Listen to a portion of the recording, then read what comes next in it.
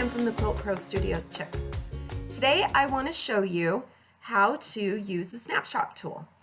Snapshot is this button right here on the ribbon bar, and it allows you to essentially take a quick snapshot of whatever's on your design wall so that you can refer back to it and make changes later.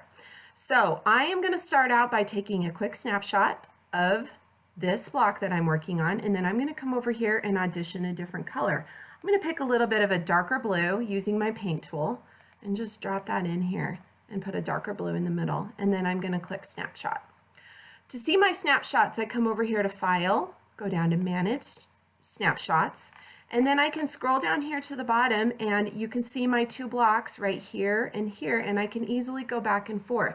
When I click on one, I have the option to save it, I can delete it, or I can open it. And I'm going to click Open here, and it will actually open that on a separate design wall so that I now have access to this and I can save it and manipulate it in new ways. You can also do this same thing with quilts. As you can see here, when I go into Manage Snapshots, I've got a whole bunch of quilts saved in here that I can easily go back to. I can click on one, open it, and edit it, make changes without having to save these as a bunch of different files in Quilt Pro.